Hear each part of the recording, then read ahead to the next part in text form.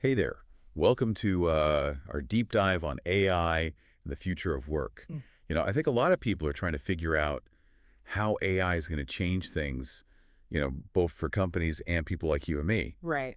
So we've got some really cool sources to look at today. I've got these really interesting articles from the MIT Sloan Management Review. Oh, yeah, those are good. Yeah. And then we have a couple of research papers that are like deep dives into human-robot interaction.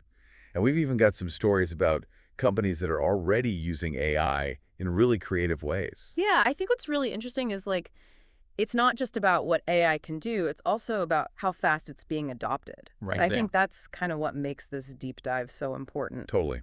So our mission today is to sort of help you understand the big things that are happening, like how AI is changing business, what skills we're going to need, and maybe some things we're not even thinking about. Yeah, and honestly, some of this stuff is pretty surprising. Yeah. I know I was surprised when I was reading some of this stuff. Like one of the first things that I noticed was this idea of the AI paradox. Hmm. So we're seeing all these amazing advances in AI technology, Right. but it's not really leading to massive, boosts in productivity that some people thought it would. Yeah, that's what I was thinking too. It's like, wait, if AI is supposed to be so revolutionary, like where are all the, changes in the economy? Well, one of the articles compares AI to these other big technologies. They call them GPTs, Oh. like general purpose technologies, Right. so like electricity. Okay. And they're saying that, these big technologies don't actually boost productivity all by themselves. You need other innovations to go along with them. Oh, interesting. They call these co-inventions. Co-inventions. What does Yeah. that mean? Well, it's kind of like when electricity was first invented, Okay. it didn't instantly change factories overnight, right? Right. It took decades for people to figure out how to redesign factories to Right. actually use electricity in a way that made them more efficient. So they needed new machines, new processes, a whole new way of working. So it's not just about the technology itself. Right. It's like you need this whole system to change around it. Exactly.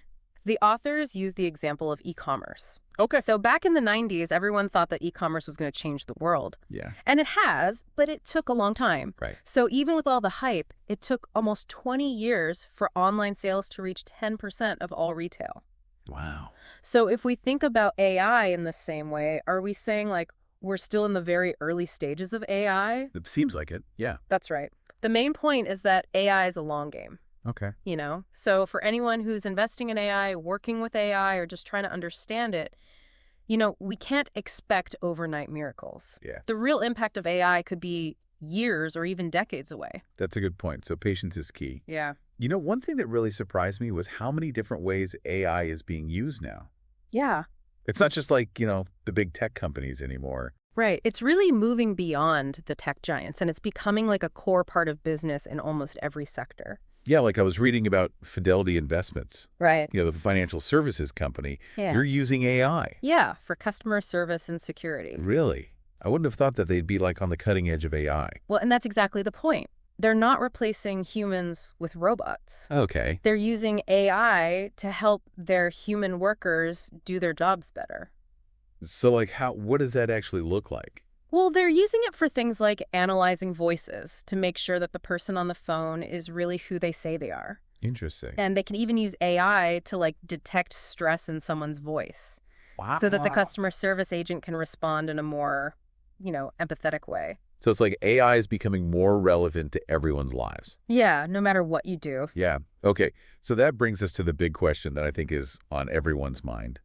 What skills are we going to need to thrive in this, AI-powered future? And it seems like one of the big themes in a lot of these sources is this shift from, hard skills to soft skills. Yeah, the articles talk about how CEOs are worried about having the right skills in their workforce as AI gets more and more advanced. Right. And they're realizing that while technical skills are still important, Mm-hmm. human skills are going to be even more valuable. Yeah. I mean, it makes sense if AI can take over a lot of those routine technical tasks. Exactly. So what do we actually mean by soft skills in this context? So there are two key areas that we need to focus on. One is the more technical side, like being able to design algorithms and interpret data Okay. and making sure they're used ethically. Right. Those are definitely going to be in high demand. But then there's this other side, the truly human skills. Okay. There's empathy, communication, collaboration, and critical thinking. Yeah. These are the things that AI, at least for now, is not very good at. Right. And the article talks about this bank Plains Capital Bank. And they realized that as AI started doing more of the technical stuff in loan processing, they had to retrain their loan officers to be more customer-focused. Oh, interesting. Instead of firing them, they actually invested in training them to build better relationships with customers. So they were like, wait a minute, human connection is still really important. Exactly. Yeah, and it's interesting because it feels like we're kind of going back to a time when, like, those skills were even more important. Right. Before all this technology. It's like we're rediscovering the importance of human connection. Yeah. But here's the thing. Training for soft skills is a lot harder than teaching someone how to code. Right. That's the big challenge. And a lot of these articles are worried about that our schools, our workplaces, even our homes, they're not really designed to develop these skills in a way that can keep up with the AI revolution. So where are we seeing those barriers then? Well, they highlight three main areas. So first, in our schools, we're still using a lot of old teaching methods that prioritize memorization and standardized testing, Right. which is great for training people to work in factories. Yeah. But it doesn't do much for creativity, collaboration, or critical thinking. It's ironic because we're training people for the skills that AI can already do better, Exactly. while ignoring the skills that would actually make them stand out. Right. And then there's the issue of technology overuse at home, especially social media. Right. So while it can be good, too much of it might be preventing people from developing those face-to-face communication skills and emotional intelligence. Especially for young people. Especially for young people, yeah. Yeah. It's kind of scary to imagine a generation that's more comfortable expressing emotions through emojis than, in person. And then finally, the articles point out how stressful work environments can actually suppress the rested brain. Okay. That you need to be empathetic and come up with creative solutions. When you're constantly stressed out, you don't have the mental space to be truly empathetic or innovative. I feel that, I've definitely felt that pressure just crushing my creativity before. Yeah, me too. Have you ever felt that tension between, the demands of work and the need to be more relaxed and creative? Absolutely.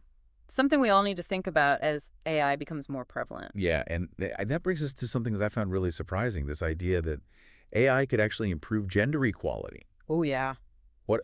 AI improving gender equality? Yeah. How is that even possible? Well, remember our discussion about soft skills. Mm-hmm. So as those skills become more valuable in the AI era, Yeah, empathy, communication. collaboration, those jobs are likely to see a surge in demand.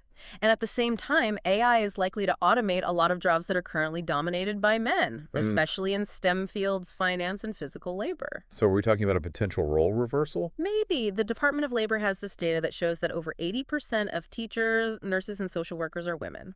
While men are overrepresented in fields like trucking, construction, STEM, and finance. Yeah. So could AI shift that balance? It's a really interesting question. Yeah. It's amazing to think that, AI, this technology that we created, could unintentionally lead to a more equitable workplace. Right. It shows how sometimes solutions can come from the most unexpected places. Totally.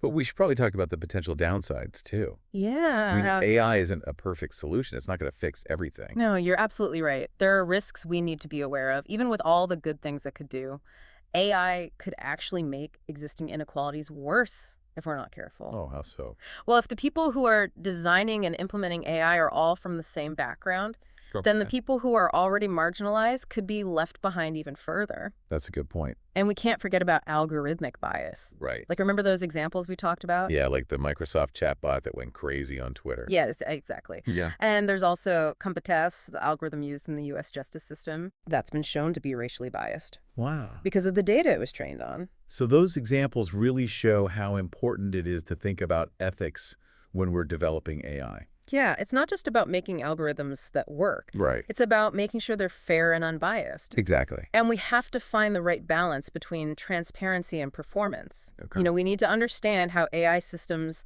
are making decisions, Right. especially when they're being used in really important areas like the criminal justice system. Okay, so let's switch gears a bit and talk about trust. Okay. Specifically, how our trust in algorithms can change when we see them make mistakes. Right. There was a really interesting psychology study about that. Oh, yeah. They did this experiment where people had to choose between using an algorithm to make predictions or doing it themselves. Interesting. Okay, what did they find out? Well, it turns out people were much more willing to use the algorithm when they hadn't seen it make any mistakes. Makes sense. But as soon as they saw even one mistake, their trust went way down. Wow. Oh, wow. And the crazy part is, even if the algorithm was better overall than the person, Wow. that one mistake was enough to make them doubt it. It's like we hold AI to a higher standard than we hold ourselves. Exactly. And that makes me wonder how that's going to affect, people's willingness to actually use AI in the long run. Right? It's a big question. Yeah. Like, think about yourself. Have you ever been hesitant to trust an algorithm like a navigation app or a recommendation engine? Because you've seen it mess up before. Yeah, totally. Yeah. It's definitely something to think about as we rely more and more on these algorithms. Absolutely. Okay, so to lighten things up a little bit, let's talk about robots. Okay. But not just any robots. Robots with personality. Oh, yeah. I thought that research was fascinating. It looked at how designing robots to act more human could actually improve how well humans and robots work together. Okay, so what kind of human-like behaviors are we talking about here? So they didn't teach them to tell jokes or anything like that, but they did program them with some pretty smart social cues. Okay. Like in one scenario, they programmed the robots to anticipate what a human was going to do and then offer to help. Wow. And they even made them make little mistakes sometimes. Whoa, they made the robots mess up on purpose? Yeah, because it turns out that those little imperfections make them seem more human Oh, that's so interesting. and therefore more likable. Okay. And then in another scenario, the robots had to listen to people share personal stories. How does a robot listen to a personal story? Well, obviously they didn't understand the stories, Right. but they were programmed to do things like nod their heads, lean forward, make eye contact. Oh, wow. All those little things that make people feel like they're being listened to. Yeah. And then they even had the robots synchronize their movements with a human musician. Really? Like they were dancing to the music. It's amazing how those little cues can change how we see robots. It really is. Yeah. So what were the overall findings of this study? Well, they found that all those social cues had a big impact on how people saw the robots. People rated the robots as better team members, more committed, and even more human. Right. They also said that they enjoyed working with the robots more, and they trusted them more. And some people even experienced psychological benefits, Really? like increased confidence and reduced stress. Just from interacting with these robots. Yeah, it's pretty amazing. It makes you wonder if robots with personality could actually become part of our workplaces. Or even our everyday lives. Yeah.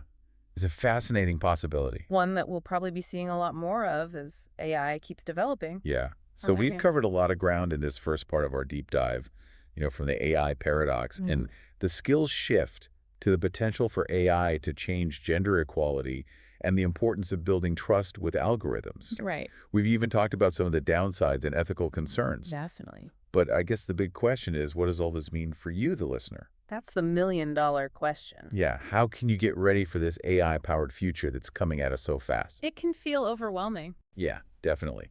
But the good news is there are things you can do right now to start preparing. And you don't have to become a coding genius overnight. Right. So in our next segment, we're going to explore some practical strategies and resources that can help you navigate this exciting and sometimes daunting world of AI and the future of work. Sounds good. I'm looking forward to it. Me too. Okay, welcome back. After talking about all that AI stuff, Yeah. my head's kind of spinning. It's exciting, but it's also a little scary. Yeah, I get it. It's like this huge wave of change is coming, and we're just standing here wondering what to do. Right. So what can we actually do to prepare for this AI future? Well, the good news is there are things you can do right now, and you don't have to become some kind of coding whiz overnight. Okay, good. All the articles we read emphasize the importance of always learning new things, especially in the digital world. Okay. It's less about specific skills and more about a change in mindset. Okay. In the past, you could get a degree and rely on that knowledge for your whole career. But with AI, things are changing too fast. You have to be constantly learning and adapting. So do we all need to go back to school and get another degree? Not necessarily. There are so many resources online now. Many of them are free or really cheap. Oh, that's good. Like MOOCs, those massive open online courses. Yeah, I've heard of those. They cover tons of different topics, including AI and data science. Oh, cool. Platforms like Coursera, ADX, and Udacity are good places to start. Yeah, I've actually taken a few MOOCs myself, and I was really impressed by the quality. Yeah, they're great. It's like you can learn from the best universities and experts without even leaving your house. Exactly. And don't forget about networking. Go to conferences, join online forums and groups where you can learn from other people who are already working with AI. It's all about being proactive, taking charge of your own learning. Right. We've talked a lot about soft skills. What are some ways that people can actually develop those? One of the best ways is to just practice them in real life. Look for projects at work or in your community where you have to collaborate and communicate with others. Okay. Take on leadership roles. Even just try to have more meaningful conversations with people you don't normally talk to. It's like working out a muscle. Exactly. Hmm. The more you use those soft skills, the stronger they become. One thing that I thought was interesting was this idea of mindfulness in the AI age. Yeah, that's a cool concept. So the idea is that as AI handles more of the routine analytical stuff, our brains are freed up to focus on more creative and emotional things. Right. But to do that, we need to cultivate mindfulness, being present, being aware of our thoughts and feelings, and paying attention to what's going on around us. Right. I'm a big believer in mindfulness myself. I meditate every day. Yeah. And it really helps me to focus and be more creative. Me too. And it's great for managing stress, which is so important these days. Yeah, totally. There are some great apps out there that can help you learn how to meditate. Like Headspace and Calm. Yeah, exactly. And it's also important to make time for things that bring you joy, things that allow you to disconnect from technology. Right, like going for a walk, spending time with loved ones, or working on a hobby. Exactly. It's all about giving your brain a break from all the digital noise. Okay, so we've talked about continuous learning, soft skills, and mindfulness. What else can we do to be prepared for the AI-powered future of work? Well, adaptability and resilience are really important. Yeah. The world is changing so fast, and the skills that are in demand today might be obsolete tomorrow. It's true.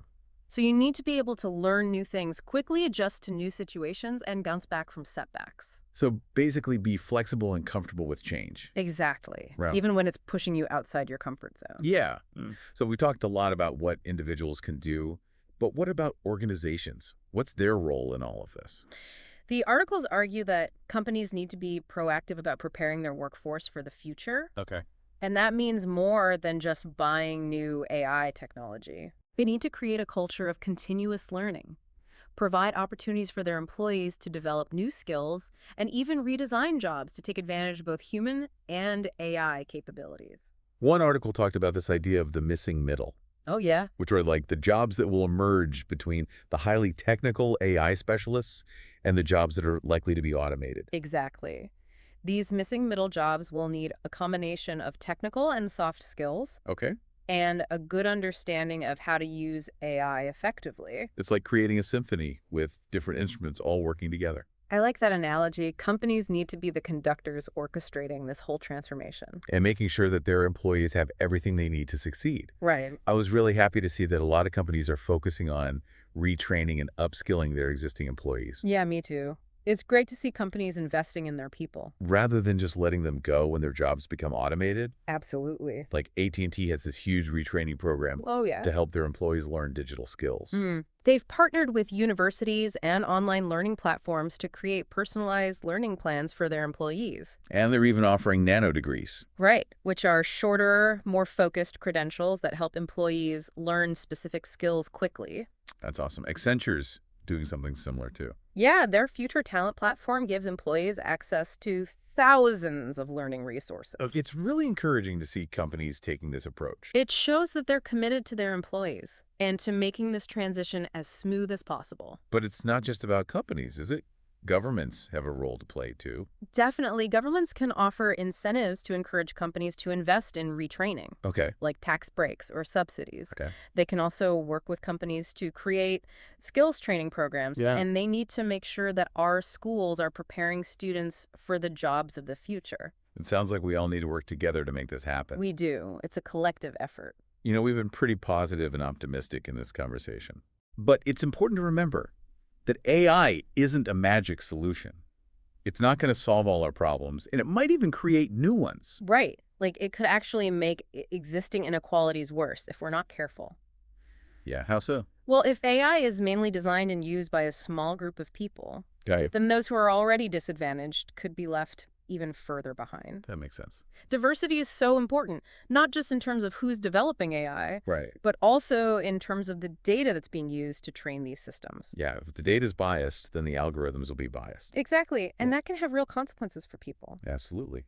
And we can't forget about privacy concerns. Right. AI can collect so much data about us. We need clear rules and regulations to make sure that data is being used ethically and responsibly. Yeah, we need to have these conversations now before it's too late. I agree.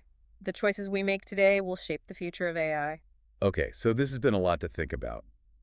Are there any resources that we can point our listeners to if they want to learn more? Of course. We'll share a list of resources that can help you learn more about AI, develop your skills, and stay up to date on the latest developments. Awesome. But for now, just remember, you don't have to figure this all out on your own. That's good to hear.